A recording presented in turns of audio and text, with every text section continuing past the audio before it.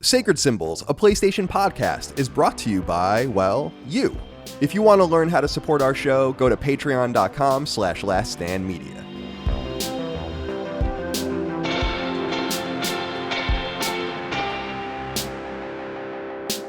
Greetings and salutations. Welcome back to Sacred Symbols Plus, a PlayStation podcast supplement. My name is Colin Moriarty. I'm joined today by a rare guest to have alone on Sacred Symbols Plus. Yet here he is, Mr. Matty Plays. Hello. How are you today, my friend? Good to see you. Yes, indeed. You're right. It is rare. There's been a lot of games you guys have covered that I've just unfortunately missed you on that were definitely more in my wheelhouse. But I'm very excited to sit down today and talk some Atomfall, man. I'm glad someone else in the group has played it. You know, I want to get some other thoughts on it because I know this game speaks to a lot of my personal tastes. So it's good to hear from someone who's maybe not, for example, like to the level of like sicko in the head Fallout love that I have. Yeah, definitely not. So I'm pumped for this one, man. Thank you for having me. Yeah, no problem. We were going to record last week. Something came up. I had beaten the game a little bit longer ago than I had wanted to. It was short, so I beat it more quickly than I thought I was going to. I beat it in like 15 hours. Yeah, it's a quick game, man. And you can go back. There's obviously many reasons to go back. And I probably will at some point want to go back. Once there's like legitimate strategy guides out there where I don't have to beat my head against the wall for 40 more hours and I can really just see the endings and stuff without having to. They're also doing DLC for it, so. Right. I did buy the early edition, so I have the DLC. I have like the voucher for the DLC or whatever. Whether or not I'll actually play it is another thing entirely. It just happened to have lined up. I was like, I kind of need something to play. Basically, what happened was Dagan and I just recorded a 7-hour episode of Knockback for The Last of Us Part 2. Holy crap! And was it a one shot? Yeah, well, we did it in one. We did it all day yesterday and Sunday. Oh my god! And then published it. Beast. And I was showing Dagan this is 22 pages of notes that I took while I was playing the game. Wow! And we structured it based on that. 14,791 words I have it written. Good Lord. Okay. And I knew I wanted to take about a week with The Last of Us. Dagan and I were planning that for a while. And so I was in this kind of period with Atomfall where I'm like, it's kind of coming out, whatever was coming out. I needed a little bit earlier and then I can kind of fit it into this entire thing. And it worked. So I actually did the early access, which I usually don't do. Sure. And I don't know the next game that I'll do it for. Probably Death Stranding 2 is probably the next game I'll. Yeah. I would do the Indiana Jones early access or the Doom early access, but they're expensive for what you're getting. Yeah, they jump you. I also just think I don't know. I don't like the idea of paying early access for something that technically has been out for months, you know? Yeah, I get that too. I mean, especially on PlayStation, you're right. Everyone's getting got with Forza, I think, has an early access thing as well. That's it's the most paid for version of the the right now. Yeah, yes, absolutely. It's crazy. Which is awesome. I mean, the intrigue around it is cool. The thing that bothers me about early access is it's whatever. The thing that bothers me actually, or not that bother me, that confuses me is when people pay for it on Game Pass. Yeah, because you're not even getting the game. You're just getting access to it, but you don't even really own it. So this is like an ephemeral thing that you have. That bothers me that they do that more than saying early access to the actual product that you're going to own. You know, that doesn't bother me as much, but I know people do that that's just free money. So why wouldn't they? And I've never judged it, Matty, as I say on our show all the time, like I'm going to get got. I got got with Atomfall, but there are going to be games that come out where I'm like, yeah, I'll do it. Whatever. Yeah. So and that's why they exist, right? For the impatient or the very convenient situation where it actually works for us. And you blame Hogwarts Legacy for it, man. When they had they were beating other games out in their early access phase, like every company's like, why don't we at least try it? You know, this is just the norm now. Can't wait to see what they do with or Take-Two does with Grand Theft Auto. Oh yeah, because I'm sure there's going to be like a. Jaffe was saying this on the show. We were doing that. It's like there's probably going to be ridiculously expensive versions of it. And people will buy them by the millions. So yeah, we think about 60, 70, even maybe $80 for the game. But I'm like, I think, $100, $150, $200 digital editions will probably exist with crazy access and GTA Online stuff. I'm really excited to see that. And then where I'll fit in. I just want the early access so it doesn't spoil. And Death Stranding 2, I want the early access because I don't want it to be spoiled for me. Although it will be, I'm sure. All right. Well, it's good to be here with you, Matty. I hope everything's well with you. Ovechkin, did you watch the? Yes, I did see the goal. I was disappointed that it happened on Long Island. Of course, the funny thing, I don't know if you're a Rangers fan, so you probably remember this, is that when Gretzky was on the Rangers, he also broke the goal scoring record on Long Island. Yeah. It's like someone pointed that out. I saw, and I was just like, poor Islanders, man. Twice over. But I saw a really cute video of Ilya Sorokin, who's obviously Russian as well, our goalie, the Islanders goalie. Mm-hmm. Speaking in Russian, they translated it afterwards, and like he, I don't know if you saw, he gave Ovechkin asked Sorokin for his stick that he played with, and he gave it to him, and he said he's going to give him his glove at the end of the year, like when the season's over. Because I guess they want this stuff as like some sort of commemoration for it. Wow. And then Sorokin had a pocket full of pucks, and he was saying in Russian, like, the guys asked me if you could sign these. And it was cute. So I love that. Yeah, no, it was an awesome moment. It really was. And I got to say, I got a lot of respect for the Isles organization. You know, they made that sound like it was like a home game when he scored. Like, people were just happy for like hockey history there. The fact that they put on the ceremony in the middle of the game is just fucking crazy. Like, just stop everything. We're just getting right into this now. You know, very impressive. But I respect the fan base a lot for just, you know, getting loud. And, you know, because I was afraid like this guy's going to score us on away ice and they're going to like boo him out of here and not celebrate like what everyone thought was a very unlikely accomplishment. So it was just hype to see it. I was very excited for him. Yeah, I don't really I hate the Capitals, actually. I mean, I have real beef with the Capitals going all the way back to the early 90s. The Dale Hunter, Pierre Turgeon. Sure. Do you remember that, or do you know what I'm like? Yeah, I mean, I got into hockey really in like just about around like 2010. So I tried to do my history on it, but yeah, there's just some names that. Yeah, Dale Hunter was more recently the coach of the Capitals for many years, but he was a goon player on the Capitals in the 80s and into the 90s. And the Capitals and the Islanders played. This was 92, I guess. I was in elementary school. I mean, I remember it really well because it was a fucking huge deal.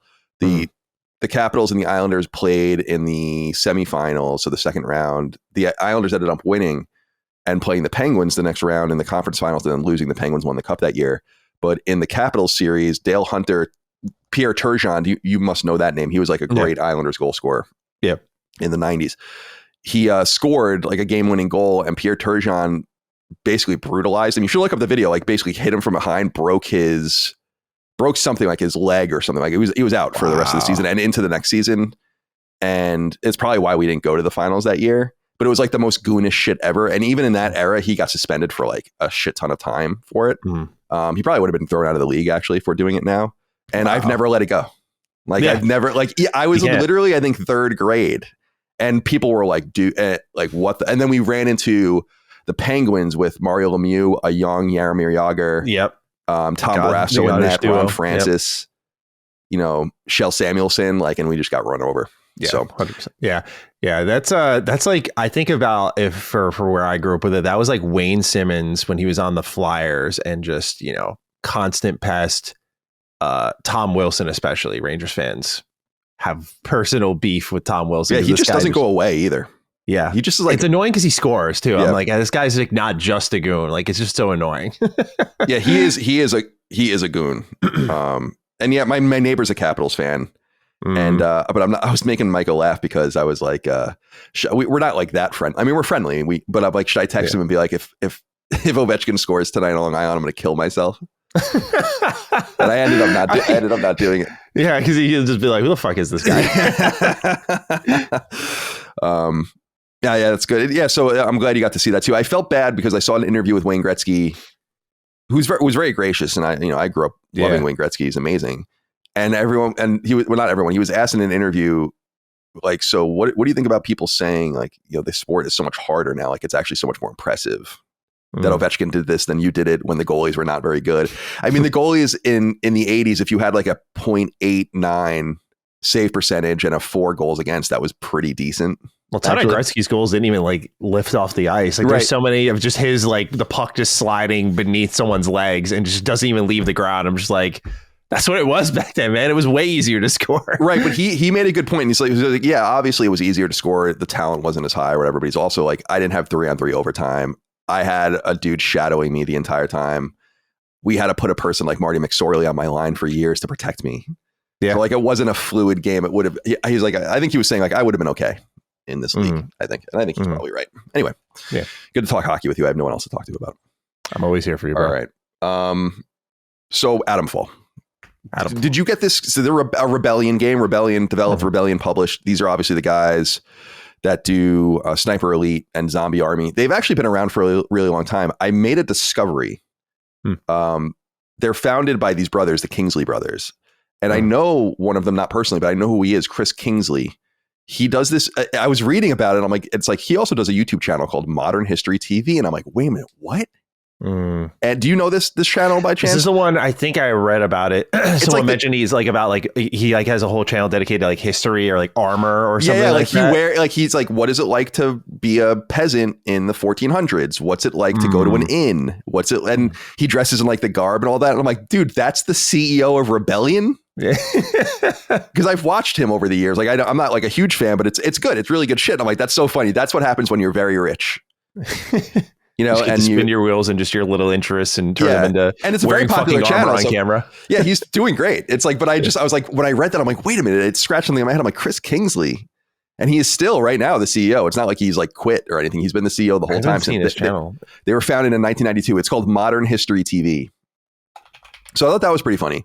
And these guys were founded in the early 90s. Wow, he's almost got 1 million subscribers. That's crazy. Yeah, it's like it's good. It's like a good channel, but that's the dude.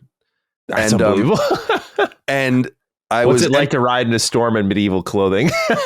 Right, exactly. And his brother is the CTO of the company, so they're together. They founded it together.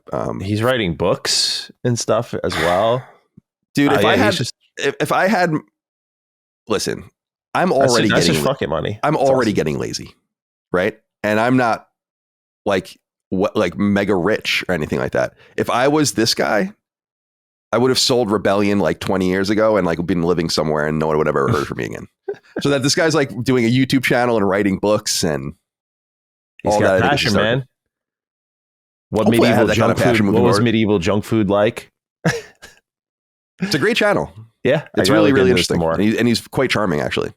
So anyway, I've never played any really Rebellion games, though. I played one of the Sniper Elites, maybe the one that came out in 16, 17. I don't know if that's 4 maybe or 3.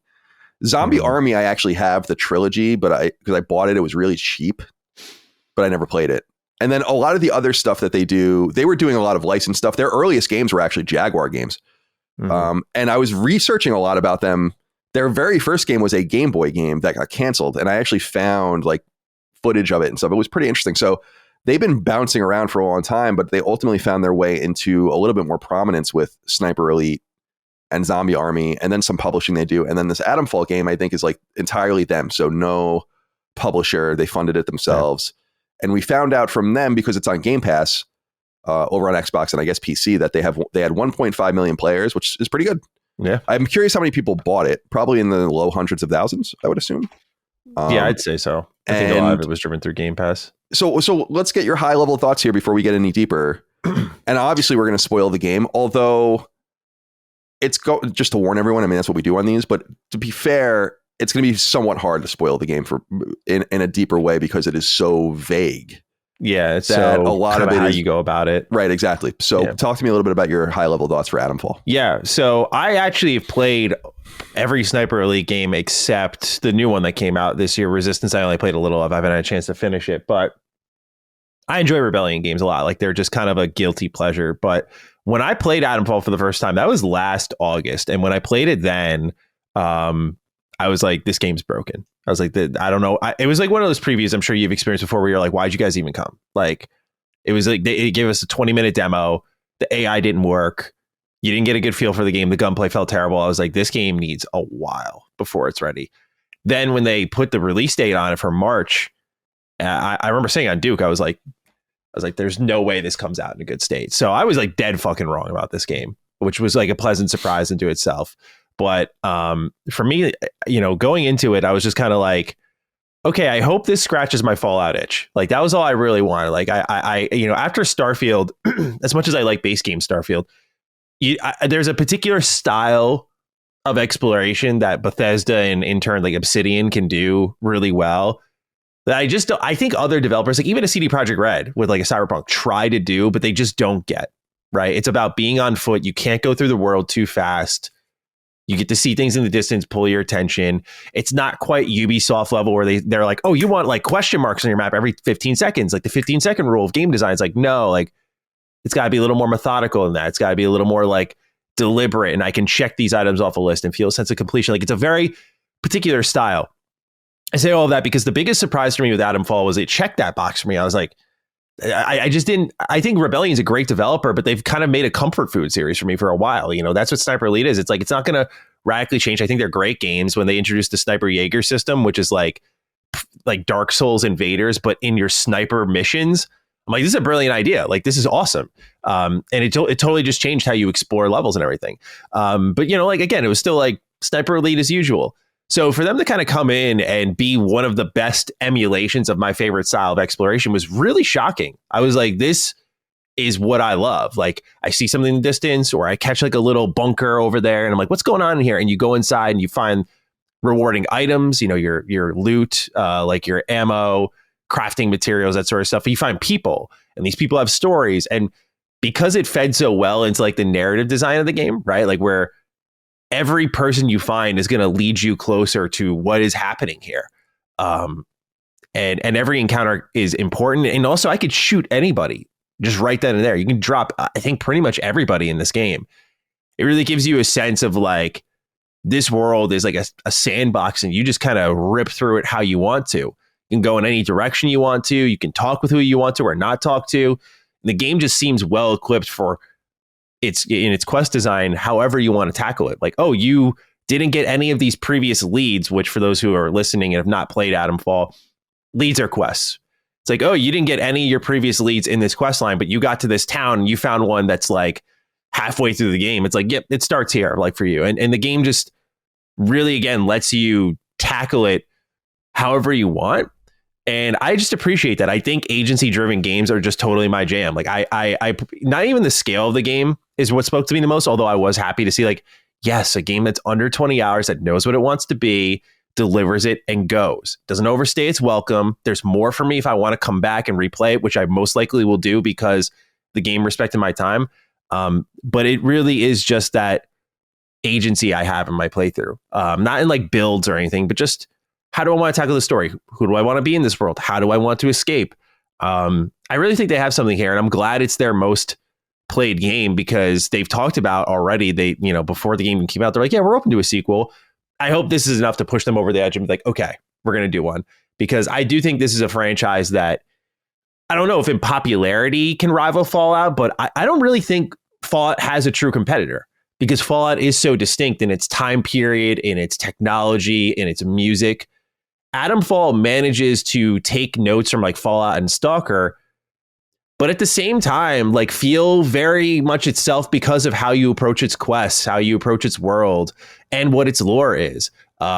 So it's like, oh, cool. Fallout can have a competitor now, like an actual true competitor. Like there's been awkward squiggly lines drawn between like a Fallout and a Stalker, but these two are just totally different games. Like after playing them, I'm just like, no. But like Fallout and Atomfall are comparable.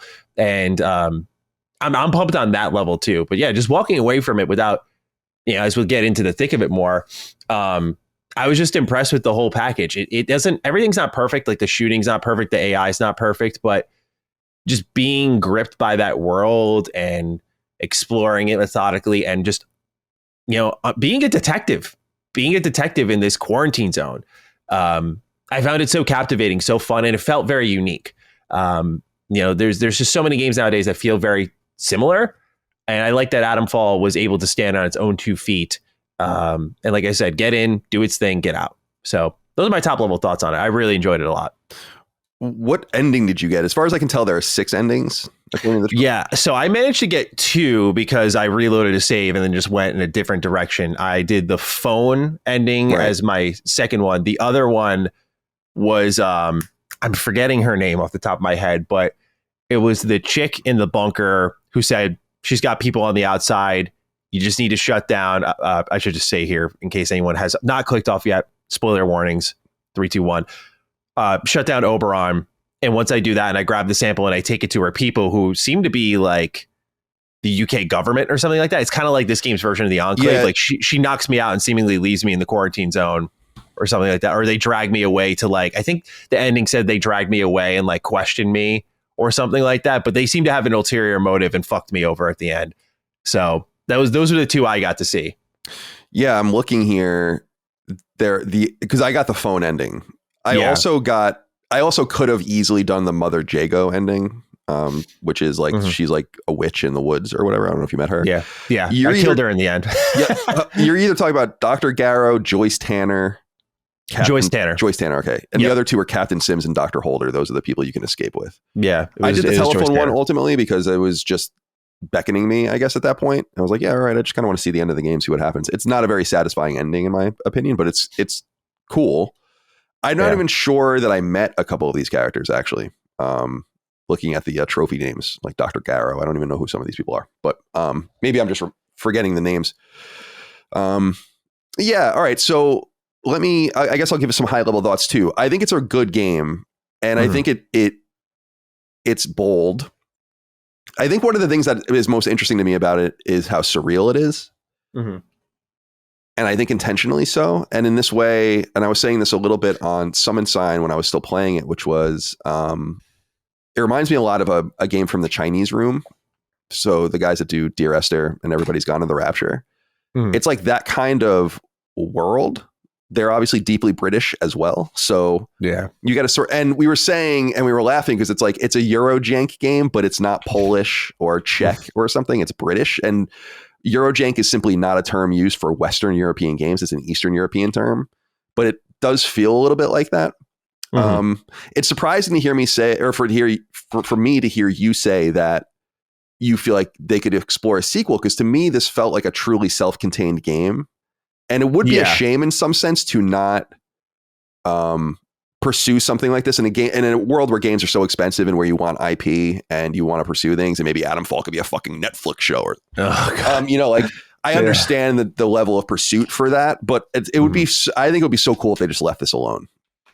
They might, because it started off as I remember reading, it started off as a technical test. Like they were just experimenting with their technology and just seeing what they could do. And they ended up putting together this game. It kind of wasn't meant to be much of anything at all. And then it turned into something that I think they just realized, like, as a business, they're like, well, we can sell this at least. Like, it doesn't have to do amazing. So I don't even think they invested much in it, or there might be that thought of like, this is our most popular game. And we've been chipping away at Sniper Elite for 30 years. We've been chipping away at Zombie Army for all these years. Like, we have all these games that we've been chipping away at. And we do this one that's like a tech test. And we I want to say barely invested, like shortchanging their efforts, but it was more just like a technical investigation. And they're like, oh, it's our most popular game.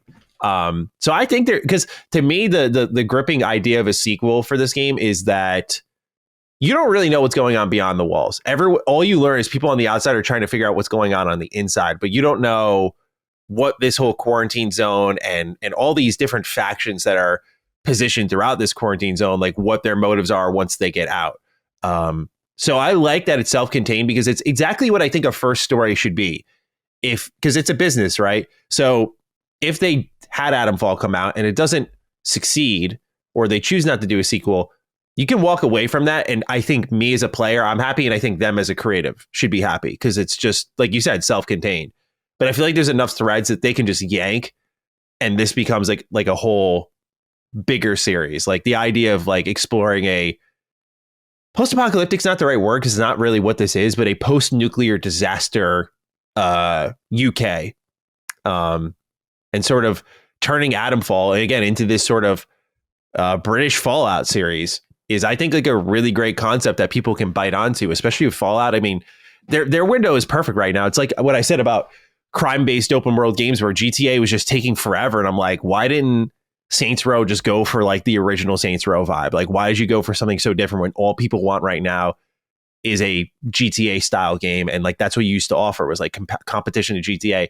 Fallout fans can never have enough Fallout, want more Fallout, and like now you have another option here. So I hope they keep driving it home because I think, the thing that they've been pretty hard on about Fallout is like, we're never leaving the United States. Like that's our thing.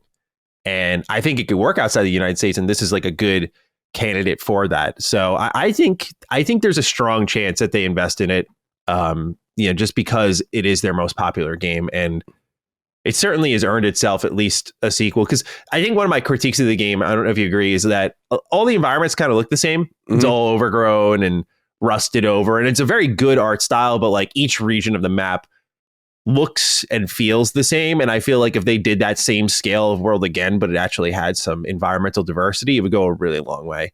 You know, you have a couple things that break it up. Like there's that prison, there's like crashed helicopters and stuff. There's sometimes valleys with rivers running through them. Like you can feel a difference, but it's a very green game, you know? So I would love to see Atomfall 2 that sort of hits at like city spaces and that sort of style of exploration. Because the town you get to, Wyndham Village, like this is awesome. Like you see the big robots walking around and whatnot. I'm like, this is fucking Did you ever fuck with the robots at all? No. You can fight them and steal their batteries and stuff, but I never even. Oh, yeah. Like in combat.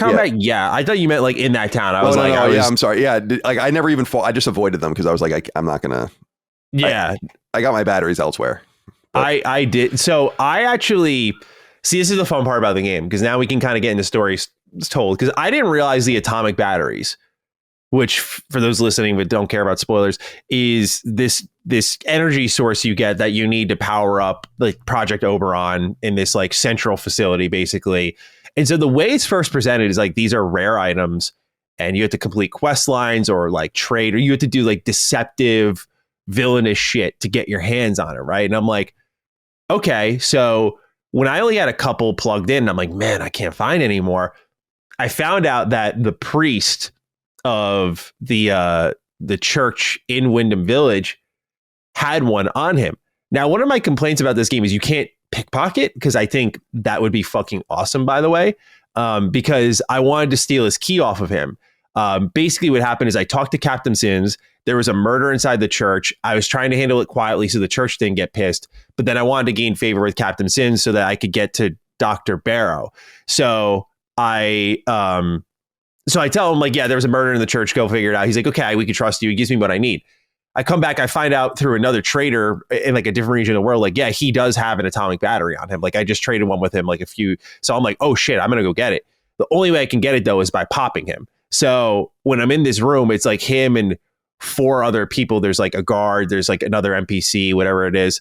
And I'm like, okay, I'm just going to kill them because I want this atomic battery and these are rare. Only to find out that you get them from like these big robots, which I fought and did kill because, you know, they were like a pain in my ass. But I fought and did kill, and you'd find so many more. And I had so many, I was just literally starting to store them in those, the pneumatic tubes. Yeah. Which I think is just an awesome idea too. But that was kind of like the experience there with those robots. I was like, oh, I guess you can get these pretty easily, all things considered. But so I murdered a priest in cold blood in the church. But I like that the game in that pocket there, because no one else saw me kill them all, when I left and went into Wyndham Village, like no one attacked me, no one reacted because no one knew it happened. And there, like even Fallout, like you kill one person inside a building, you step outside, like everyone's shooting at you, you know? So yeah, that's cool. I noticed actually a similar thing where you get closer to, you're in one of the maps and the soldiers are hostile to you in that area because you're specifically like in their compound or whatever, but no one else really knows that it happened, because I was afraid of that happening and then it kind of triggering something where I couldn't go back to Wyndham or to these other places, but none of them really know. And so let me finish some high level thoughts here really quick, and then go ahead. Yeah. And then we'll get further into it.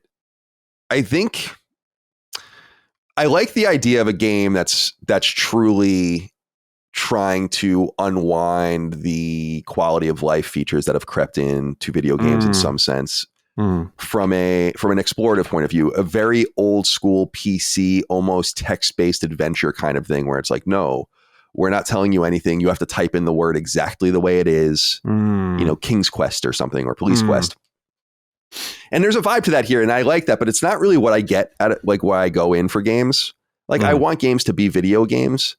And I think one of the things that I noticed about Atomfall that I wasn't crazy about was it wasn't, when you started to really look into the seams, in my opinion, and really see the game for what it is, it's like, you're not really committed to that. And so I love the idea of, and I wouldn't want this in most games that I played, but I love the idea of kind of not, you're tracking things. It's automatic. It's like, oh, you found this and here's a document and this gives you a new lead or whatever, but it's not like showing you where you need to go on the map. It's not being explicit. It might not really tell you anything at all. It's just the next continuation of the information. And I'm like, okay, cool. So this is going to be a really vague game. So why, when I walk over an item that I could use my metal detector on are you telling me to use my metal detector? Why do I have a pneumatic tube? Right? Like, it's a cool idea because it's like, yeah, it's a pneumatic tube and it's sending it all. But I'm like, really, you should force me to go somewhere.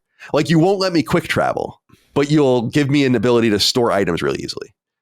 But you won't let me expand my item capacity. You can expand your ammo capacity and the crafting items you can carry, but you always have like a set level of, I think it's 16 things you can carry or whatever. So I just started to see those inconsistencies where I'm like, I don't really mind them. I'm just kind of confused why you being Rebellion made some of these decisions to be more gamey sometimes and then less gamey other times. And I'm not sure that the decisions made in that regard were really right. And by the way, I'm not saying that it's not fun or that I wouldn't want it to tell me to use the metal detector. I'm just confused. And I think I said on Summon Sign, it's like, it seems like a focus test thing where it's like, we got to actually tell people to use this shit or they're never going to figure it out, as opposed to leaning into what the game was, which was like, here's latitude and longitude on a map. Go find the fucking thing we buried here. We're not going to tell you anything. It's a good point. Yes. Yeah. So that's just like something, there's just incongruencies. It's either tell me shit or don't tell me shit. The other thing that I think is cool, but also not something that I really go into games for, but I dig it. And I understand why people would like it, is there's no leveling. There's no experience points. There are no statistical boundaries between things you're good at and not, which is cool. Like, I think that's neat, but it's got Final Fantasy VIII energy where it's like, well, if you're not really going to get any stronger, you can find, like you say, the magazines to give you new skills, and you have these skill points with these injections you find. So you're getting stronger. But if you just limit your exposure to the world, it's probably easier to just be as quick as possible. And I think that one of the achievements / trophies was beating the game in like 4 hours or something. Yeah. And I've heard that you can beat it in an hour, like if you know what to do. Wow. Which is, again, I think that's cool that like you can mainline it. Because I noticed this too, is that you can really just run away from combat unless you're fighting like the robots or whatever. Yeah. That have a lot of firepower. Yeah. So those incongruencies like stuck out to me where I was like, yeah, this is a little dicey. It's definitely a little picky in where it wants to be difficult. Like, it's called a survival game, right? But the only survival element is managing status effects. You're not like eating, sleeping. It's something I complimented the game for. I'm like, I think those mechanics have been grandfathered in and only feel good with very particular types of games. Like, I know it's probably not a great example, but I do think of Fallout 76, if we were to kind of keep things in line with like these two very similar franchises, like 76 at its very start tried to be a survival game. It's like, you're going to eat, you're going to sleep, you're going to drink. And it just felt fucking awful. It's like, this breaks me away from the things I'm here and that I care about. And I felt this game was I imagine you're right. Like with the focus test stuff, it definitely has that feel to it. Like, there are just things that it's like, well, it's very hardcore over here. Like, everyone dies in one headshot. That's a hardcore element because your enemies can pop you real quick, but you can pop them just as quick. So as long as you're accurate, you're good. But then it's like, well, I don't have to manage my food intake, my drink intake, anything like that. It is a little backwards, but it feels like they tuned it just right, in my opinion, in those areas where the game could have got annoying. Like the fact that enemies do leave you alone, the combat isn't good enough where if I engage with everyone and the resources aren't plentiful enough where if I engaged with everyone or I got chased down a lot, like that would be a very big problem. That would push the game over the line of just being fucking annoying. But the fact that like, I'll walk by like the druids and they'll just be like, hey, what are you doing here? And, you'll see like the yellow arrow come up and they're harassing me a bit, but as long as I keep my distance, like they're not going to come out after me, or as long as I keep sprinting, they won't get to me. I like that because I think the game felt tested. It felt like they were very aware of its pitfalls and adjusted to them. Because I think this game, you and I could be sitting here having a totally different conversation if they made like two different choices with their system. So, but it does have that feeling of like inconsistencies in the design decisions. Like why are you a survival game only in status effects? And not like just food. Like there's food all over the game. It's the main way you heal. Mm. You're trying to tell me that wasn't there to manage some type of hunger meter? They probably ripped it out of the game. They'll add it later as DLC or something. Yeah, that's a good observation. Yeah. So I feel you on it. I noticed the same thing, but I think it was for the better.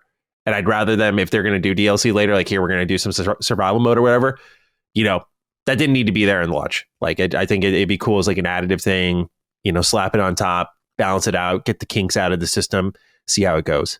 Yeah, it's well said.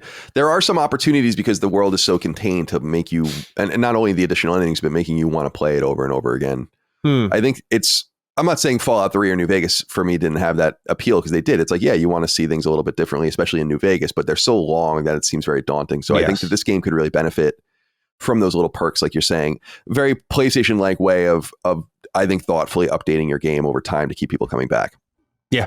And they're making, obviously, they probably got a lot of the development costs back just for being on Game Pass and, selling a few 100,000 copies. They should be profitable, and they should probably be able to spend a little bit of time with it. And they probably will see a way to fix it, because I think the game it needs to be polished up a little bit. I think that was the thing that I was surprised about and I was curious what you think of this, especially because you play Sniper Elite, is in my recollection, Sniper Elite was pretty good. Like, as far as shooting is concerned, like, I felt like a good shooter. They're not big games, but they are certainly rock solid FPS. And it was a little weird to me where I was like, why does this game feel so mediocre? These guys, it's, you know what I mean? It's like these guys. Yeah, I get it. I just feel like in a world of Borderlands and Far Cry and Horizon is a third person kind of shooterish sort of thing and all these things, it's like, I'm not saying you have to be arcadey like that, but you gotta sharpen up these shooting mechanics a little bit. I'm sure, I get you. And that was a little bit disappointing, because I just thought based on the pedigree of Rebellion, I was like, well, this is going to at least be a shooter. It's my own fault for not really looking very much into the game. I don't like looking at things too much for games that I'm looking forward to. Yeah, if it kind of just catches your interest. I'm the same way now. If it catches my interest, I'm like, I want to just see for myself. Yeah, exactly. And so that was a little surprising too. And thankfully it needs it really in some sense, but it doesn't have a VATS-like system of saying like, well, this is really the way you're supposed to fight. It's just like when you're fighting with melee weapons, I'm like, I don't know. Like that's something I think they can fine tune in a sequel. Yeah. Like I'd be keen to see how they do that, because then there's no excuses, right?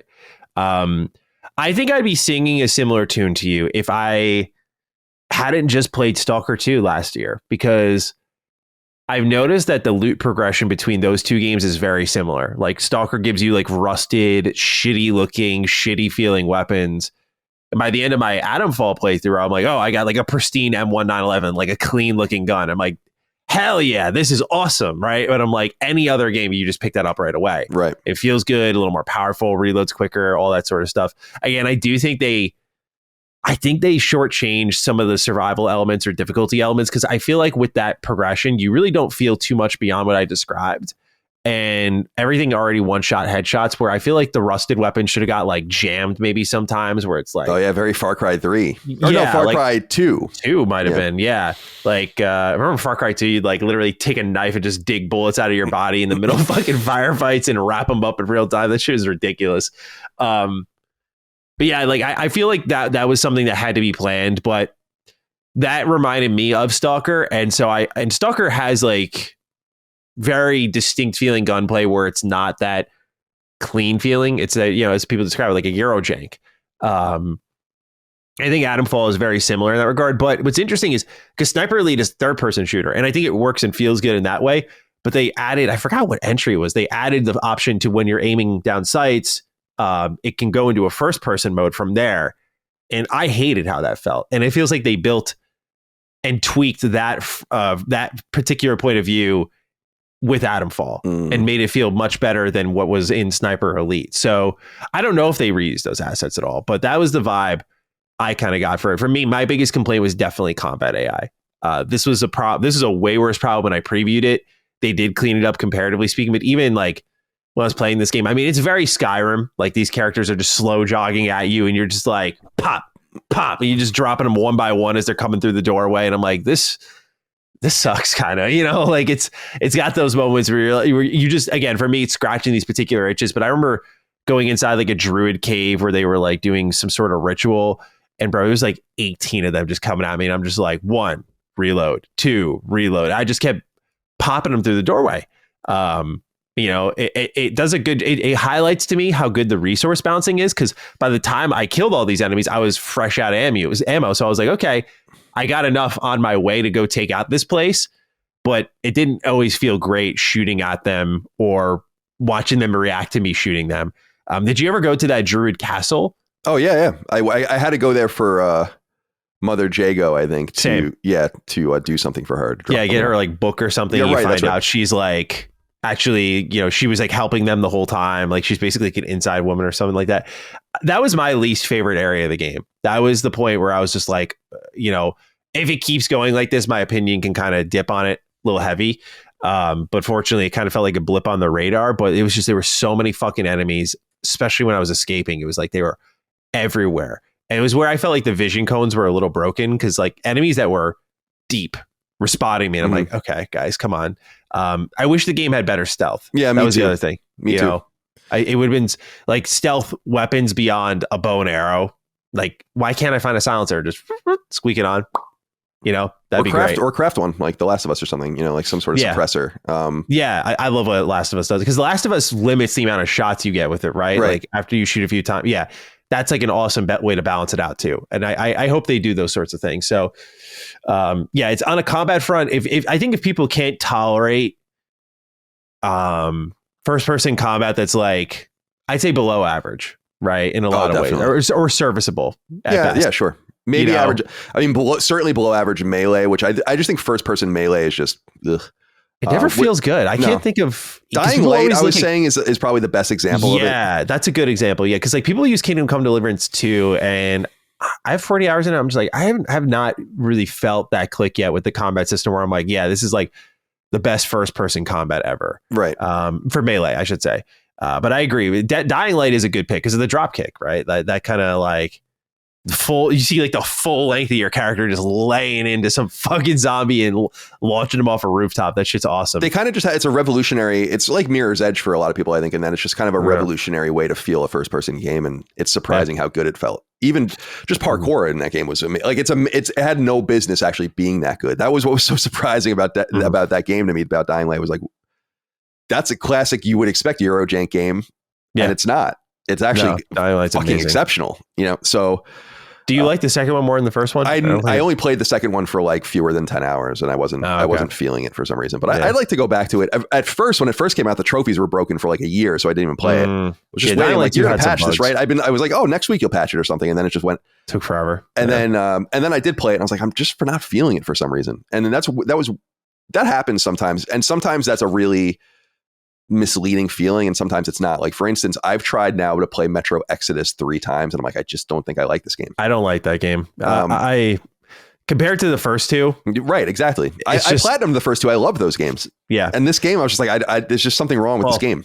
Yeah, it's funny because I know you like Far Cry, but to me, it just reminded me so much of Far Cry. And the best parts of Exodus are when you were like underground in the metro tunnels, right? And it's the game linear. Scarcely does that, and so I was like, oh boy, if this is what you guys want to do when you get bigger, this is not going to work for me then, because I was not a big fan of Exodus really at all. Yeah, I liked the linearity of Metro, and I didn't need and the stage by stage kind of progression. It's like, why does everything have to be because when Last Light brought you above ground and it did open up, it felt very purposeful and confined enough where you still felt that claustrophobic feel from the tunnels.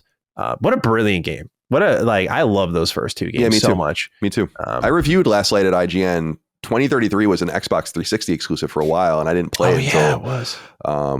It came to PS3. Actually, no, I played it on 360 actually, because in preparation for Last Light, and then it came to PS3 afterwards, which is interesting. Yeah. I'm sorry, what did you say? I was going to say 2033 was one that I didn't get to enjoy until they did the redo or redux. Oh yeah, on PS4. Or when you pronounce it. Yeah. I personally could not. I remember buying Metro 2033 for my 360, and just the shooting felt so bad. The frame rate felt horrible. And that was before I could even comprehend, I think, really what was happening. I was like, this doesn't feel good to play. But when I played 2033 and like that remake, that remaster, I was like, this is way fucking better, way more manageable. Such a difference. But yeah, those games are really fantastic. And I would love for, honestly, Atomfall to take a page out of that playbook, like with some, because like Metro can be kind of creepy at times, like it has those jump scares and whatnot.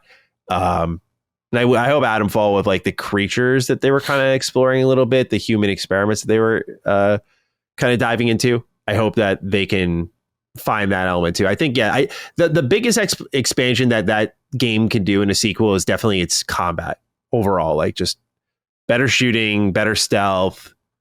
It should be doable. I don't know if I'm getting ahead of myself. I feel like it should be doable. Like it's like not a tall mountain for them to climb compared to like your writing's terrible. Your world sucks. The art wasn't interesting. It's like I think they got the whole vibe and everything down. It's like, this is a great framework to build upon, at least.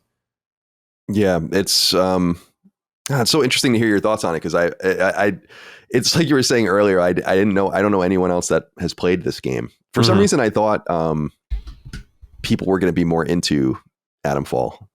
It's just at a time where I don't know if it snuck up on everyone else like it snuck up on me, but when March came around, I remember even saying it on Duke because like February was the busy month. Like you had originally, before it got delayed, you had Shadows, but you had, of course, for real, you had Monster Hunter Wilds, you had Kingdom Come Deliverance 2, like you had just huge games in this month. And you're like, yep, February is the month. So, I dial in January, I get what I want to get done. Then February, you lock in, get some reviews done. I'm like, okay, March is going to be that off month because April is stacked. But then March just snuck up on me and I'm like, oh, there's Suikoden, there's the first Berserker Kazan, there's Atomfall, there's like all these different games that just like kept popping up. Bleach came out. Like I know these are smaller games in the scheme of things. If you're not into like JRPGs or whatever, some of these don't appeal, but they just, it felt like every week there was like, oh yeah, I did want to play that. Oh, yeah, I did want to play that.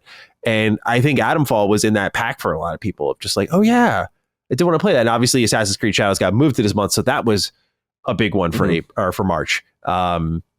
So yeah, it was, I think that's why it's not getting the play that maybe you thought it was getting. So I think there's an argument to be made if you want to just get into the economy of the industry. Like I always feel like, I feel like many games, it's easy to hit 1 million. Like it's easy to hit 1 million players.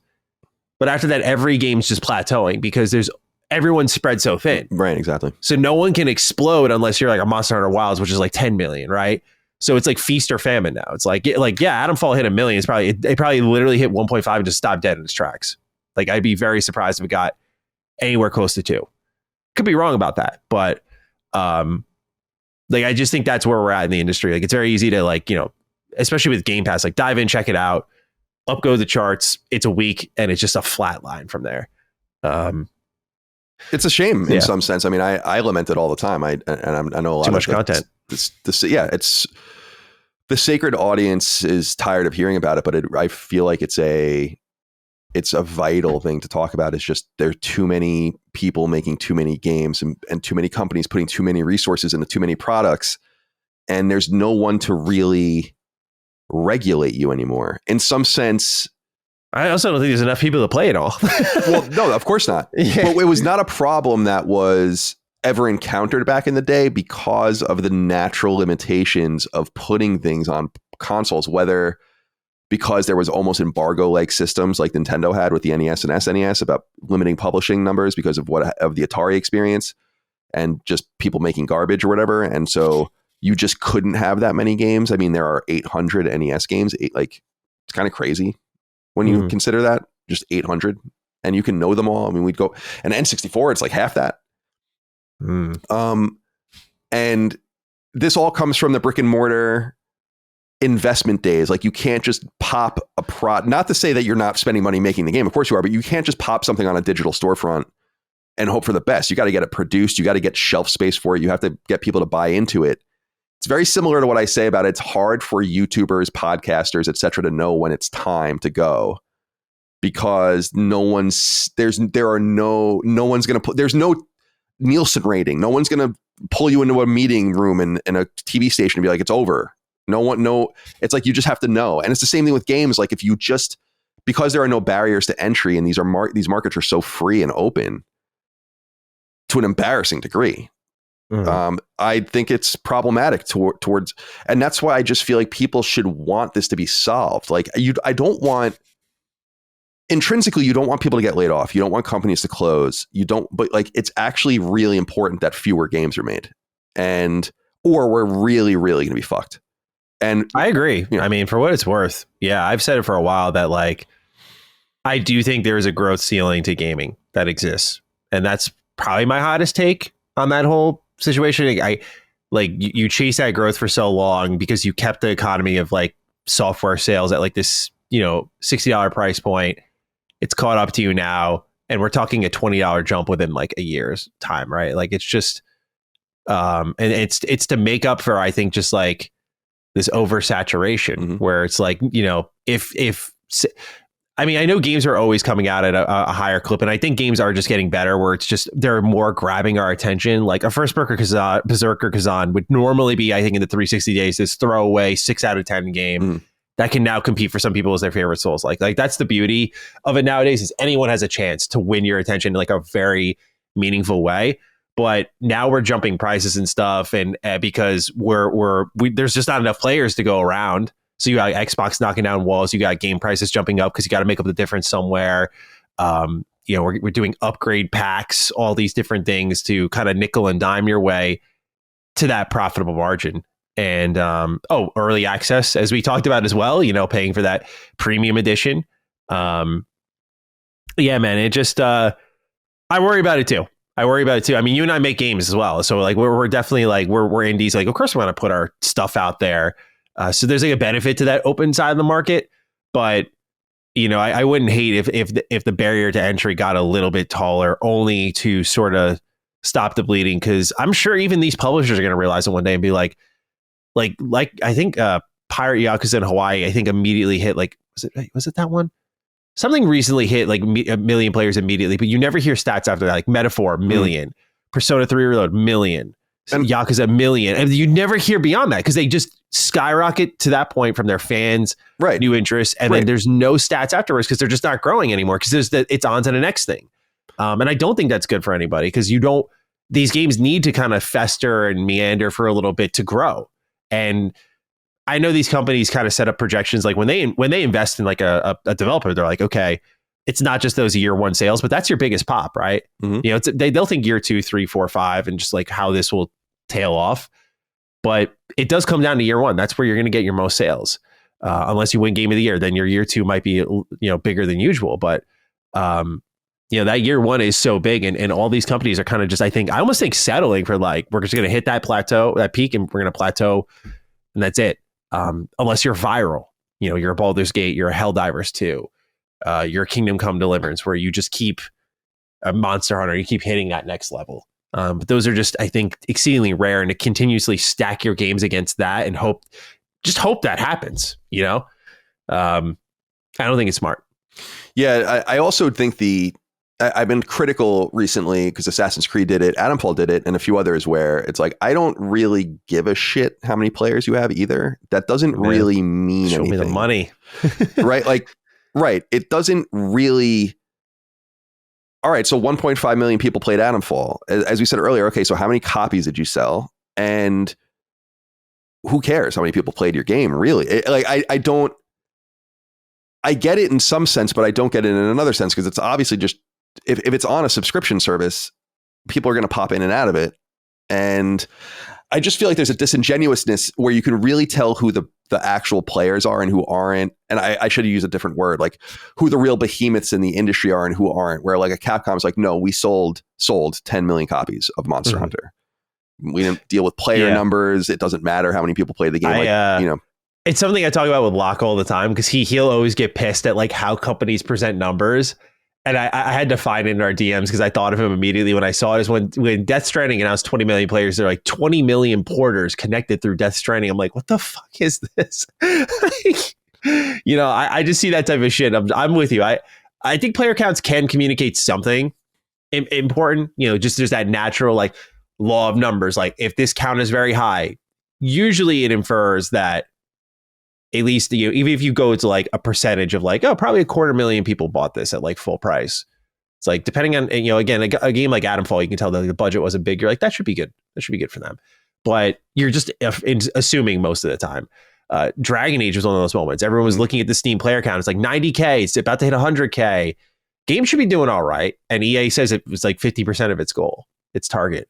And for the amount of, you know, a lot of people blamed EA for that, but for the amount of marketing they poured into Veilguard, as speaking as someone who went to the event that like got a lot of us in that room to play for 6 hours early, they put a lot of money in that game, like both visually because it was a good looking game, but also like marketing wise. People were like, that was like the unfair of EA to do. I'm like, they wanted that shit to be huge, and it was not close at all. It barely hit 1.5 million players. Yeah, you know, it's as you're saying, which I think is important, there is always going to be a pent up demand that is immediately expressed on the market.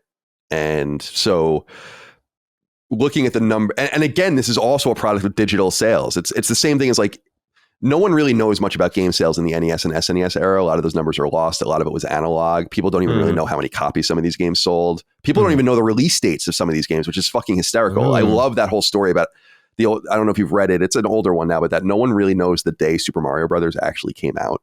Like there's like a debate about what day it was, and we know, and that's fucking nuts. That's crazy. But it goes to show you that sales weren't tracked very well, and you had to kind of go out of your way. You would find games just in the wild. It's very similar to going to the video store and looking at a tape of an intriguing cover of something and being like, oh, I want to watch this. And so I think that the trickle of sales were different then too. And then obviously the investment in making these games was much lower. Even in the early disc era, Jaffe famously says Twisted Metal was made for $400,000. Yeah, that's crazy. mean, when you consider that, that's like, what? And so obviously if you sell 1 million copies like they did, it's like, well, you really can't not make a lot of money doing that. Yeah. But the economy of scale changed. Sony really is the one I think responsible for it in a lot of ways, which I think is ironic. And now it's eating them alive. Yeah. And especially the arms race towards graphical fidelity and kind of like serious adult storytelling, I think came at a really high cost. Everyone chased it. And now you have games that have a lot riding on them, as you said, that need to hit the certain threshold. And time is of the essence in some sense, because there are only so many people divided by so much time. Then you insert not 800 games over 8 years or whatever, like the NES era, but 800 games in 6 months.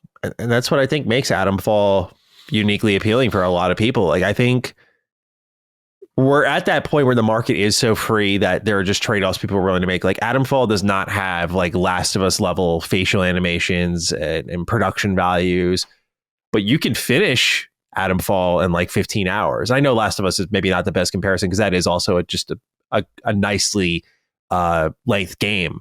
But, you know, compared to, I'd say most games on the market, which are demanding like 30, 40, 50, you know, it's like Atomfall is just great because you can pick it up and you know you'll beat it. And I think that is a huge victory nowadays for games. You and I have both looked at achievement trophy data. We just see these games come out and they just don't get finished. And I'm like, as people who make games, you just look at that and you go, well, like you spend all this time, all these years and people don't finish it. Like, how do you get that number up? It's like, I don't think people have the time to balance their jobs, their lives, these 80-hour games plus like these other 80-hour games. Like everything's so long. Like, I know I'm not preaching to the choir because this is an excellent game, but part of the reason I haven't finished Kingdom Come Deliverance is like I am exhausted by everything demanding 100 hours out of me. I've tracked how many games I beat per year since 2017, I think. And usually I float around the 50 number. Last year it was like 30 something, strictly because everything I played was 80 to 90 hours long. And I'm like, this is fucking stupid, dude. There's no reason why these games need to be this long. So one thing I just deeply appreciate about Atomfall is I think these games want to be so many different things that they jam it all in and it becomes this amalgamation of ideas and concepts and gameplay mechanics and all these things, and it turns into this like 50 to 70 hour behemoth. Atomfall is like, we want to give you a first person shooter, let you explore a little bit, wander a little bit, solve the mystery, pick one of your 6 endings, get out, and you're done in 15 hours. You could be done in a shorter period of time if you really are just like clicking together and nothing's really like you can skip a couple combat encounters. Like you could really optimize your playthrough in this game and just not even stop and smell the roses. Like it's a very quick game because it knows what it wants to be. I think a lot of these games don't know what they want to be. And it's what I think the industry just struggles with the most is they're just casting these wide nets, hoping they'll catch like a couple of different people. And, you know, I think Assassin's Creed has been a great example of that. And you catch your audience. Like Assassin's Creed is a huge franchise. You caught the core Assassin's Creed franchise, but I don't think you've caught like Ghost of Tsushima fans as much because Ghost of Tsushima is way better, you know? Is it's like quality measurements are a little bit different, that sort of thing. So yeah, it's just, I could spin my wheels on this topic all day because I just think the way the games industry goes about their business is like deeply incorrect, deeply incorrect. I think there's just, again, I think there's a ceiling. I think that this industry more than most struggles to accept how much is enough. There was a line in a show I just watched that said like the best men just know when to stop. And that really resonated with me because it made me immediately think of the industry. And I was like, yeah, I think if people knew where to stop with gaming, you'd become rich and make the money you want to make a lot quicker. But because you need to do this all or nothing style development environment where it's like, we're going in, we're sinking millions and millions of dollars. It's like, there are, some of these indie, like, do you think Balatro was expensive to make? That one guy? I know it's a one-off example, but this guy sold millions and millions of copies at $15 a pop. That's more enough. This guy never has to make another fucking thing in his life if he doesn't want to. That's enough. But for these corporations, I know they demand a certain level more, but again, it just says to me that it's like they don't know what enough is. And as far as I'm concerned, after the PS4, Xbox One gen, games did not need to start looking better. Like, we were there. Like, I think we're like, by the end of that generation, like, games looked amazing. We need new ideas, tighter games. Like, there were way more problems to solve, but we kept going bigger, prettier. Where now you're getting these games that look the part, but they're just sold on like surface level alone. No depth to their experience, just visuals purely. Yeah. And I think there's a contradiction too in what you're saying about carefully tracking trophy and achievement data and then looking at games trying to get bigger. And it's like, this is incongruent. This doesn't make any sense at all. Why would your instinct be to make bigger games when no one's beating the games you're releasing? Exactly. Like you have to fill, again, just having played The Last of Us Part 2, which I could argue, and I know it's not a popular thing, is maybe the best game ever made from my perspective. Like, it's an insane game. Actually insane in every way, in my opinion. It's like, that is so compelling compared to so many other games that there's just an echelon above where like even the best games are. And it's like, there's just games up there, BioShock, The Last of Us, Red Dead Redemption 2, games we bring up all the time, where I'm like, you can strive for that. And that's really fucking hard and really expensive. But why not strive for more Resident Evil, Dead Space style, Silent Hill style? And these are all horror games, but just like 15, 20 hours, tight experiences, and get people into beating things again and not overwhelming them, like you're saying. And then let the masters kind of do their thing, the Bethesdas, the CD Projects, live in those big worlds and find balance again, I think is really important. I mean, one thing I said when I was in high school at this time, it always bothered me that companies tried to be Rockstar. Rockstar is uniquely positioned with their development timelines and their budgets because they're fucking good, right? Like, I'm not a Rockstar fanboy by any means, but they deliver. They deliver generational stories. They deliver usually generational fidelity, open worlds. They hit every single bit. Like, their gimmick is doing all the gimmicks, right? But then you see these companies that have managed to convince their investors. Like, I imagine a Ubisoft is one of them. Like, hey, if you give us the time like that, watch what we'll do. And Rockstar used to be the unique one that took like 5 years, but when they came around, it was like, oh shit, here we go. But now everyone's doing it and no one's reaching that level. The games are just taking longer. And I think the problem is I appreciate and I think we should have faith that we can reach those levels. But I also think there is a foolishness in tricking yourselves that like a company that is uniquely positioned, uniquely scaled, has the best talent in the industry and trying to perform like them, follow their habits. And by following their habits, you think you will put out a similar product. It's just foolish. It's something I've been saying since high school. Like, you're not going to be Rockstar by emulating Rockstar's behavior because you don't have Rockstar's talent. Right. It's something that Bethesda Game Studios as well. Time spent does not equal quality like people always think it is. Great games come out in short periods of time all the time. Indies are shorter development cycles, but have far more impactful gameplay loops and stories. But you don't hear about that often. And there are the rare success stories where, like, I think of Final Fantasy VII Rebirth. I'm like, that's an incredible video game that they made that in like 3.5 years, dude. That's something that's because of like chemistry, employee retainment, talent. It's like, that's a process that's like built into the DNA of a team over like a generation. And companies are just we're trying to just pick up what Rockstar was doing. And I think that's where the spiral started. It was like, oh, well, if we get that time like that Rockstar gets, we could do that.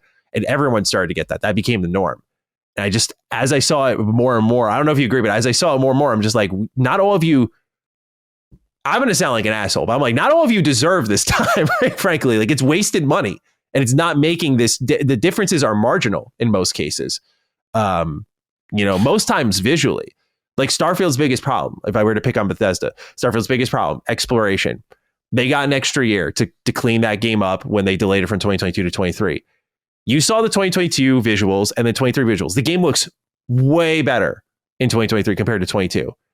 But I do think there's two things that are true. Number one is that it didn't tackle the core issue with the game. It just made everything around it look prettier to distract you from it. Number two, ignorance is bliss. I think in certain cases with visuals, some people don't know how good they can be. And so developers sometimes the best choice they can make is like giving less somewhere and hoping that the player doesn't care as much about the visuals because they get something else somewhere. It's always a game of like trade-offs. I'm on a tangent at this point. No, but it's all good. I'm happy to listen to it. It's very thoughtful. Yeah. I mean, I think that studios need to get in. It's like what you're saying. You don't want to come off as a dick, but this is a problem in my opinion, all industries that like we discussed, which is, and basically all industries, I'm sure in the world, many industries I don't understand at all, where it's like some people in these industries actually just aren't very good. And it's kind of what you're saying. Like you got, like, there is only so much talent. The talent concentrates, make what you can make, and stop chasing trends because it takes too long to deliver on them. I think that's the thing that everyone can learn is, and I think has actually learned, I think that is probably been already a teachable moment, is like, it just takes too long to spin things around. And there's only so much you can do to a game once it's executed. I mean, I think Suicide Squad's a great example of this, where it's like nothing, by the time you were like, we're delaying it and we're going to like take it behind the scenes for a year or 18 months or whatever, it's like, that's cool, but there's really only so much you can do. The game is the game. Yeah. Like it is what it is. Too big. You can't just, I think people, like, I remember specifically then people had these like really lofty goals of what they were going to do. And I'm like, dude, they built the game. Like the best they can do now is like tweak around the edges, fuck around with things, but there's nothing fundamentally going to change about it at all. That's anyway. Before we go, I wanted to just hit on a few other things about the game just to get your take on Atomfall. This has turned more into a conversation about a lot of things around Atomfall too, which is totally fine. I don't mind that. I mean, I don't care. And a lot of people didn't play Atomfall, so this is probably actually more interesting to more people than like a deep dive into Atomfall. Also, go on. I was going to say, I feel like you and I get fired up about the same topic, so it's easy for us to get off topic with something like the economy of games, because I think you and I are like lock and step with that, just how we think about it, how we feel about it. So it's easy to get carried away. Definitely. Yeah. The Dustin and Chris don't give a fuck about any of these things. So I'm always here for you, man. Thanks. Yeah. Like I talk about it, but it's like, they don't care. They're much more like Brad. I feel like there's like Brad is more in the camp of like the games. And I'm like, I love the Brad games. just wants to play. Yeah. Brad's I'm like, I love the games. I love the games. Yeah. But everything around the games is arguably even more interesting than the games. Like, if you could, and this is kind of crazy, but I actually, and I don't know that I really believe this, but it's like, if you told me I could either podcast only about games or only about the business around the games, I think I would just choose the business around the games. I would still play You're the games. Uniquely intelligent enough to do that. I think I would hit my limit at some point. Well, I think you're underselling yourself there. All right. So I wanted to know, are you an alternate history fan? Is that one of the things that drew you into Atomfall? Because it is an alternate history tale. Yeah. Obviously Fallout's one, but Wolfenstein is another. Like that new era of Wolfenstein. I love that shit. Yeah, and wherein everything happens as it happens, and then there's a twisting date. Fallout, I think, is technically what they call future history, and that it takes place in the future, but in their past, right? Like 2076 is when the war between China and the US happens, I think, in that world, right? So and then you have things like Resistance, which is alternate history, which is like that takes place. The hinge point is something that already actually did happen, which is 1908 or whatever, Tunguska. So Atomfall is 1957, the Windscale nuclear disaster. There's a fire in the Britain, and it's the worst UK related nuclear accident ever, although not that bad. Like Three River Island was worse. Chernobyl is obviously way worse. But I was reading that apparently about 200 people died of cancer directly related to this event. Oh, interesting. And so this takes place 5 years after that. So it's 1962. They just say generally the early 60s. I don't know why they just don't say 1962 if it takes place after the Windscale nuclear disaster. And you wake up as a classic gaming amnesiac. Yeah. So you were, was that one of the draws for you this? Because that was one of the draws for me, actually. I do like that, especially Resistance I'm such a huge fan of that. And alternate history, generally speaking, like what if the South won the Civil War? What if the Nazis won? Yeah. Wolfenstein is really good. it just scratches a part of my brain. I don't know, because you're a bigger history junkie than me, so I imagine it does it doubly for you. But for me, it's just that like there are very particular time periods I'm interested in. But Atomfall captured me in a way where I'm like, oh, I didn't know this existed. Like I didn't know about this at all. So it kind of taught me something too. And I think that's the cool part about alternate history is it gets me into real history because I see it from a different angle. I'm like, well, what actually happened? I have yet to look into it in full to be transparent, but that's something that alternate history does for me. So yeah, it was an immediate hook when I heard about that. I'm also, I wonder if you tuned into this, like, I could, as far as I could tell, they don't use the word nuclear ever. They talk about atoms, I think, and which is, these are, the atomic bomb, the nuclear bomb. I mean, these are kind of the same thing, but it seems intentional, almost like it's supernaturalistic. And obviously we find out that it is in some sense about some meteorite or whatever. Kind of alien vibes, right? Right, like exactly. Like something lands in this place and they discover it.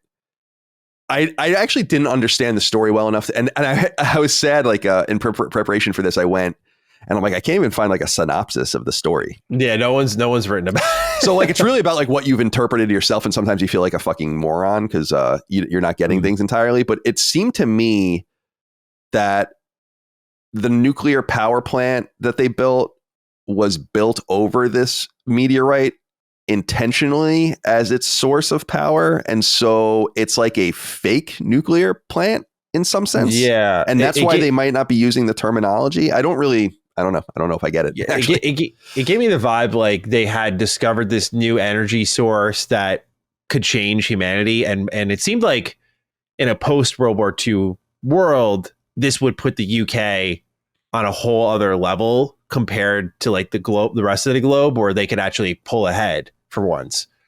And obviously it does not go according to plan, which is what's like interesting about the mystery to me is like, it implies that there was like almost like a creature or something, some type of being within the meteorite. Because I'm pretty sure there was like, they talk about almost like an egg or there's like a growth or something like that. But yeah, the idea seems that it was an energy source that was going to push humanity forward and has ended up like fucking them. And so that's where I think the intrigue by once you start to learn that, the choices that you can make at the end, I'm like, this is really interesting because it's like, what would I do in that situation? Like you have the potential to like recover this data and, maybe try again to push humanity forward, but you also risk bringing it beyond the quarantine zone where the rest of the world gets fucked now. Or do you destroy it all? Right? Do you destroy it all and just go back to your bunker and pick up the phone and pass out? I also found that interesting. Like the voice in your head is basically what this whole Oberon thing is. And there's not really any, from my memory and my experience, was any like grounding place of that where I was like, oh, this is where the voice in my head's coming from. The only thing I thought was interesting is when you go back to your bunker at the end of the game, I don't know if you looked around, there are like notes written about that I think are from your player character when they were losing their mind before, like they were investigating what was happening. And it kind of painted this history of your character and what they were doing before. It's just a theory, but that I think was the fun part about it. But yeah, this whole Oberon thing, I think just boiled down to a power source that was going to put the UK above, or I should say England above the rest of the world. Yeah. Now, the other thing that I tune into that I'm interested in, and this was something I didn't want to say, I brought it up on Summon Time, but I'm like, I don't want to say it because I think it's weird and I don't want to spoil it for people, but it's not really a spoiler, is the surrealism in the game. And I don't know if you picked up on this. It seems like it happens all in like a moment. Did you get that vibe? So, especially because you beat it with the telephone dude, that like there's no day-night cycle. That when I realized that, when I like tuned into that, I'm like it's always just the same. Everything's just the same. And when you come back in the end of the day, if you do the phone thing, you come back, the guy's like, wait, what are you doing here? Like the guy that you left earlier. Oh yeah. And I was like, that's where I was like, that's kind of cool. Like you're in some sort of trance time warp. I don't like, or some sort of alternate. I don't know. I when I picked up on that was the coolest part of the game to me. It was like the deep level of surrealism in it. I don't think I caught that. Yeah.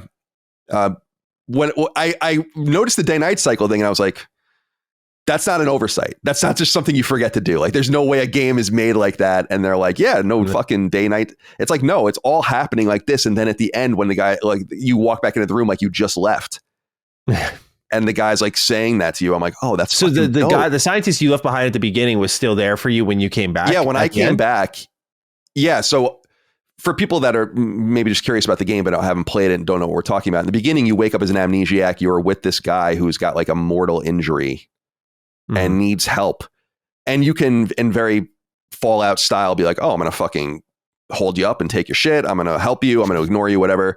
So I opted to help him. I don't know if you did the same thing, and maybe that's why he was still alive. I got him a bandage and made him a bandage or whatever, and then ran out. And he's like telling you like, oh, this is like, it's shit's going off. Like, get out there or whatever. And so then you're out there for 15 or 20 hours. And then, yeah, I came back to do the telephone ending, and he was like, I walked back in and he was like, what are you doing here? Like, I thought you were leaving or something. And interesting. Yeah. And I was like, so I guess I was kind of right. Like, this seems to be happening in like a frozen time. I wonder which of ours, because now I'm paranoid here, because I wonder which of ours bugged. Did mine bug? And because I did heal him. And was he supposed to be there, or did yours bug where he was supposed to be gone by that point? And you show up and he's still acting like it's the beginning of the game. I'm like, that's so interesting. Because yeah, like I walk into the room, everything's kind of like, I don't remember if it's like some sort of like crazy situation at the end, but the telephone is ringing in the room. Right. That you found him in. That's so interesting. I didn't even consider that. Yeah. Like, I'm going to look real quick here. Keep going. But I'm going to look real quick here at the operator ending. IGN like posted a thing. Oh, that's so fascinating. Speaking of bugs, I don't know that I like, obviously I ran into a lot of what you were talking about with like imprecise AI, kind of some frustrations. The game did crash on me once, just straight up crashed. It crashed on me once as well. But otherwise it was fine. You know, the frame rate was solid. I thought the game was pretty beautiful. It's obviously not a very sophisticated and expensive looking game, but I think it's very serviceable in terms of its aesthetic and all. Oh yeah, no, I think mine just bugged. You're the scientist Cecilia says, "What the devil are you still doing here? Yeah. You've got to go. It's not safe." Right, He's right, still right. Like, holding himself bleeding. Right. That's what I. Yeah. Do you think that's you? That's the other thing. I'm thinking maybe of that. Yeah, exactly. Like you. Yeah, I don't know. Like, you don't create your character. You're not named. You don't really have like a title you go by.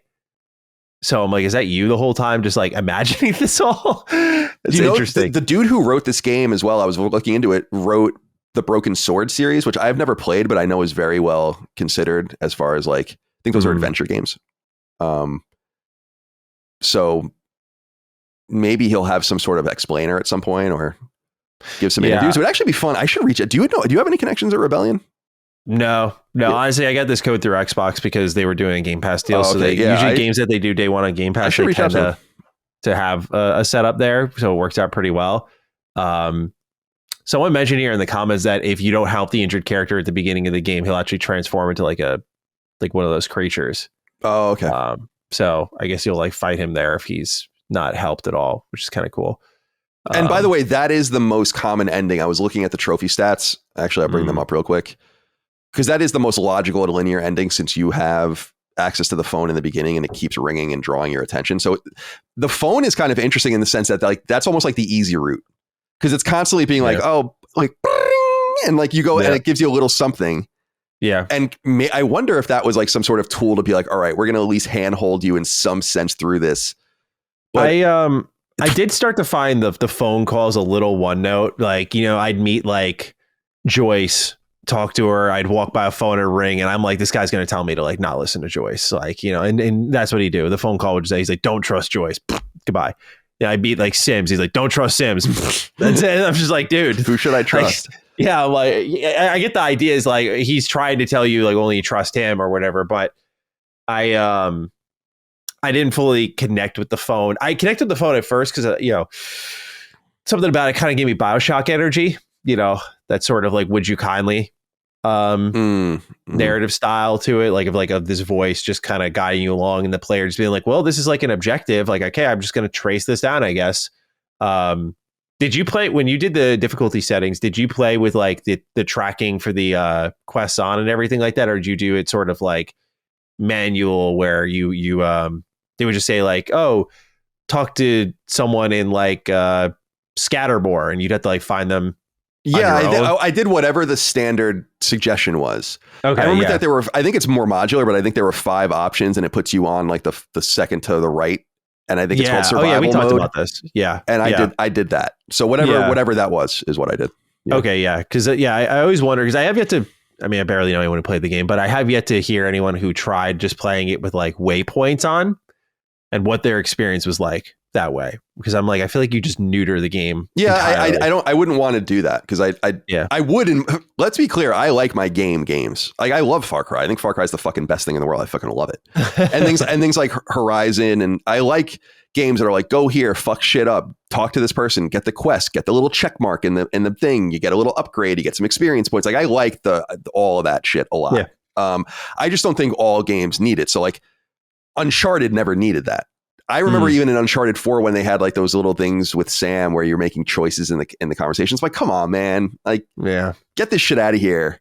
Yeah. But then with The Last of Us, it was like we're gonna have a little bit of like modulation with modularity with weapons and the vitamins that you're taking and all the rest. And so in this game, I felt like let's play it as raw as possible, especially because, and I did dig a lot of the mechanics. Like I did dig the skill tree and how the skill tree just wasn't available to you until you found these books. So like it wasn't about unlocking things, but about, there were certain verticals in the game I just never could learn and didn't know what they were. And there are 36 options. So I think they're split up into groups of 3. So that was kind of cool. And I did dig the crafting, the idea of crafting and the recipes and all, but it's like, I didn't really need to, I didn't craft anything really the entire time I played the game. I crafted the bandages a lot. Yeah, but I crafted some bandages and I crafted like a specific potion. Serum. That allowed you to survive the blue kind of radiation stuff. Cause you really need to do that. But again, I'm really critical of Final Fantasy VIII all the time, but it's like I like a game at all. What'd you say? I don't like that game at all. I actually put it. I just did a top 10 worst RPGs like for my personal list, and I think Final Fantasy VIII was number 8 for me. I was just like, I played and beat it like 2 years ago, and ever since I just think about it all the time. I'm like, what the fuck were they thinking with that game? Like, it's just. I could go on, but I won't. I didn't realize it at the time, like how manipulatable it was and how unfun that makes it or whatever. And so, but I dig it. I dig them saying like, we're no experience points, no.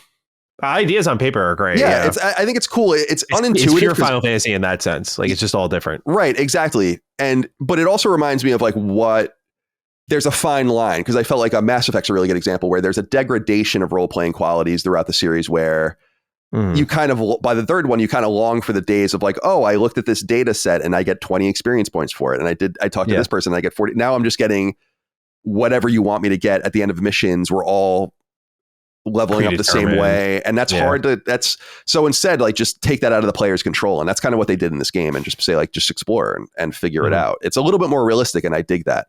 But, I think that the major thing for me that I guess I wanted to get out there is that I did enjoy, I think more than anything, the alternate history sort of stuff and the surrealism of the experience. And that I think if you take it literally, you're missing it. In fact, there's more evidence, in my opinion, where there was something about the game that annoyed the fuck out of me. And I was like, they're doing this on purpose. And it's when you leave Wyndham, no matter what door you go through, they say the same shit like the guy like over the proper voice. And I was like, why are they doing this? What was it? Something about a wasted bullet. Oh yeah. A warning shot is a wasted bullet. I named the episode of Sacred Symbols that last week. I did see that. Yeah. That one I hear every time I left Wyndham.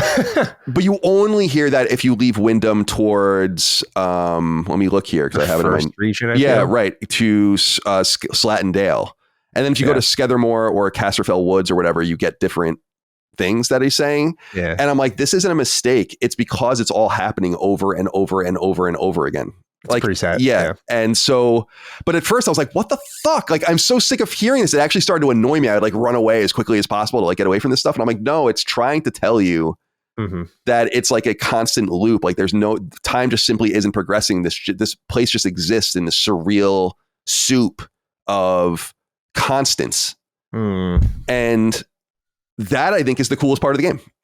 And that, because it's not just literal sci-fi fucking meteorite in the ground get out. There's alien telepathy. Whatever the fuck the game's about. It's more than that, right? It's about it's very hard sci-fi about in some sense about just kind of freezing reality. Or at least that's my interpretation of it. I mean, and that's how I interpret all the things, like the guy at the end, like the loudspeaker saying the same thing over and over again, like the sun never moving in the sky. I mean, there are certain things that it kind of takes its technical compromises and weaves it into the narrative, right? Like I imagine what happened is like, well, we don't know how to do this or we can't do this in the timeline we have. How do we make the narrative work around that? I mean, that's what great storytellers do, I feel, is like you make sense of all the gameplay elements and you enrich them. Like I never caught on to any of that, but your read of that is interesting because I think it's accurate. And there's enough weird shit there's enough shit happening that grounds it in reality. It makes you believe it's real, while enough crazy shit is also happening, particularly by the end of the game as you get closer to Oberon. You're like, what is happening? You know, like there is that fever dream sort of feel to the game in a good way, where I think your theory is very compelling about it just being this sort of trance or this moment. And I wonder if I would have felt that way if I saw that scientist at the end. Yeah, it's too bad that you got robbed of that. He's still bleeding. Yeah, I wonder if you made some choice that precluded that from happening or something. I don't think so, though. If you helped him, yeah, I healed him. So I wonder. I did review the game, so I wonder if that was like a post patch, like 1.0 kind of release patch thing that they tightened up, and maybe that's why it appeared. But yeah, I mean, honestly, despite all my complaints and some of the confusion and some of the endings not having as great closure as others, like I still really I can see this game being my top 10 by the end of the year. Like I really did enjoy it on that level where it was just such a unique experience that I just appreciated for that alone. Yeah, I think the thing I want to say more than anything, Matty, is, and you probably feel this more as a person who actually plays Rebellion games, is I appreciate the effort. Like, I think it's cool to try something like this. I think it's truly different. I mean, I think it is a game with the trappings of something larger, but it isn't. And it's more intimate. And I think that's awesome. Like it's not a true open world. It's structured like a Tales game or Borderlands or something with locations that are all interspliced with each other. As I said earlier, there's no quick travel, so you're going to see all of it. And I think it's small enough to appreciate the little things that in a Fallout would be kind of forgettable. A helicopter crash or a caravan of supplies or whatever in this game is like an actual location, not just a happenstance in the wasteland. And so going smaller and trying for something truly replayable, I think is clever. It's probably also cheaper. If you have a really talented narrative team and can interweave things within the same world, it's almost like you're releasing DLC all at the same time for the same game. And you're putting it back in that same world. So as opposed to a Fallout Point Lookout, you're getting something that takes place within the confines of it right from the beginning, giving you all these different options, which in some way it's a compromise, because you have the linear kind of good or bad things going on in a game like Fallout 3 or Mass Effect. In this, it's so much deeper than that. So you can't have a game as extensive because you need to deal more with the narrative in the moment.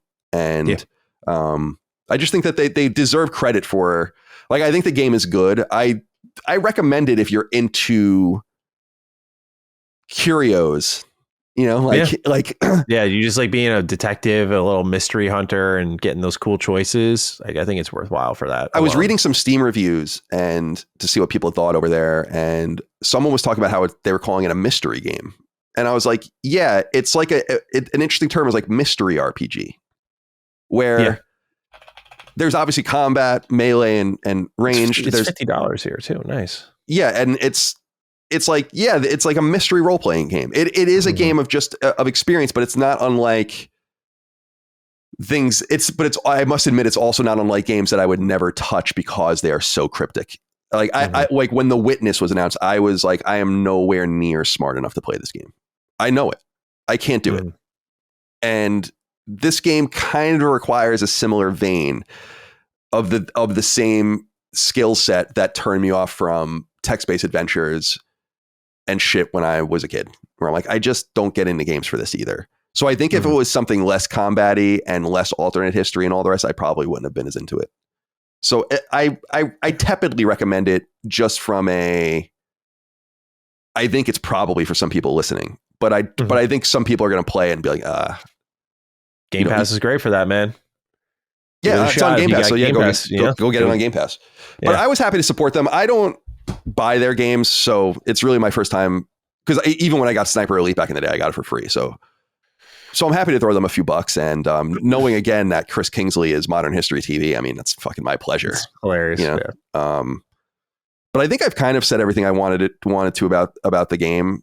I know we got kind of off on a tangent, but it was a fun conversation. And I think, ironically, I think it'll be a more approachable conversation for most people now because they didn't play Atomfall. There's a lot within it. Matty, I appreciate your time. Of course. Go check out Matty and Cog over on Defining Duke, our Xbox podcast here. Thank you so much for your hard work over there. The show's doing great. Thank you. Good. You have so much competition in that space. It's always tough out there. It's always so funny to me.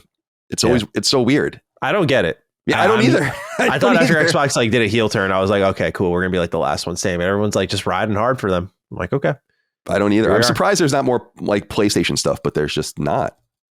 Yeah. You know, like when Mystic started doing his show, I was like, yeah, that makes sense. Like, yeah. But anyway, we'll have you back soon. I'm sure we'll cross paths again with games we're playing later this year. I mean, a lot of stuff's coming out. Actually, out of my for curiosity, what are some of the next games you're playing? Like, I'm keeping an eye on Lunar. I was just about to mention that's one that comes to mind. The same day Lunar comes out, Indiana Jones comes out on PlayStation. I want to play that, and then that was top 3 for me last year. You should definitely play that. Oh yeah, I'm definitely. I was going to play it on Xbox until they announced that I was going to PlayStation. Like I was like, oh, I might actually, because I like I love Indiana Jones actually. So and I love machine games. And then you're getting into like Doom. Claire Obscure is a big one for me. That because I'm a huge Lost Odyssey fan. I don't shut the fuck up about that game. So that game looks like a spiritual successor to that title. So that's my most anticipated game for sure. Whenever Final Fantasy IX remake gets announced, that'll be my most anticipated game of the year for sure, provided it's coming out this year. Doom, I'm looking forward to. Doom, I'm just trying to stay in the dark on, because I will say after the developer direct and what they showed, and they're kind of like custom glory kills, and they're like this is a Doom for everyone. That sort of PR speak worries me sometimes. Like I definitely am a type of gamer where I'm like, I don't want you to disrupt the core experience to try to appeal to other people, because I just see so many games succeed in just unapologetically being themselves. Like again, Baldur's Gate 3 immediately comes to mind for me. I'm like, that game compromised not a fucking thing and sold probably like 30+ million copies. So that's one I'm looking forward to, and I could see myself really loving. But I am staying on the dark on it because I don't want to sour on it too much based on what I had personally heard when watching the developer direct. Lies of P DLC is another one. I've been playing this lately because I'm trying to get my save file ready for Overture. And since the Oblivion remake's apparently lingering sometime this month, I don't want to hard commit to anything. The next one I do want to play and beat is Death Stranding. But I'm balancing Death Stranding and Oblivion remake is like fucking impossible. Plus Lunar. Just again, as we talked about earlier, it's too much. Like, why are we shadow dropping Oblivion? Yeah, I don't really get that either. But I keep saying when we see it, it will probably make sense. I've not seen it, to be clear, but I just feel like that's when it's all going to connect. It's probably going to be like, oh, it's just prettier Oblivion. Like we built it all up in our heads. I don't think it's going to be like Sky Oblivion, because a lot of people are like, oh, rip Sky Oblivion. This mod's not going to die now. I'm like, they're going to explode now.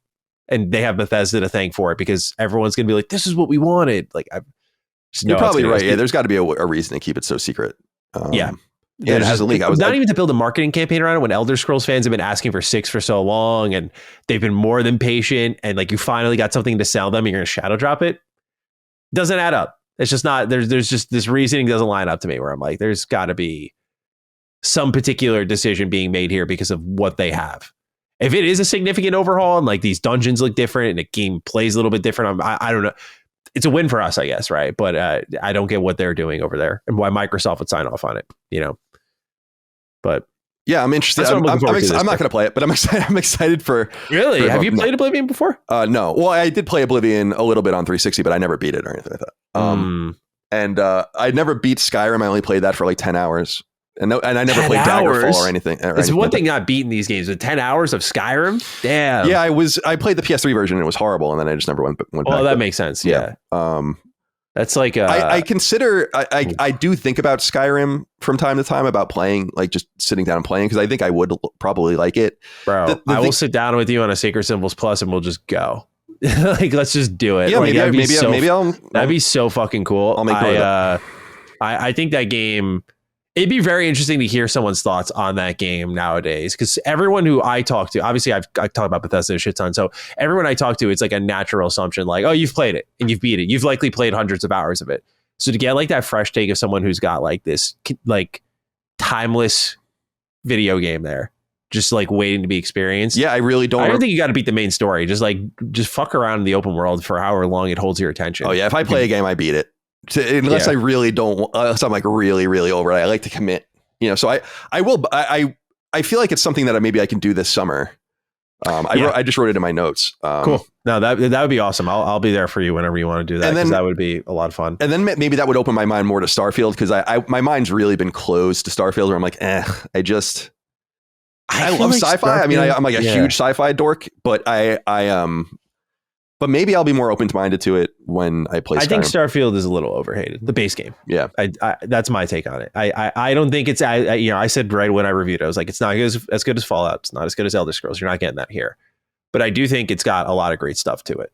It's just got a fuck ton of loading screens, man. It's unavoidable. And they're quick, but there's a lot. So it'll be that thing that nags you. But if you enjoy, like I was enjoying the questing, I was enjoying the characters. Like Andreja, I think, is an amazing character. Like, if you're enjoying that, I think the loading screens kind of just fall to the wayside eventually.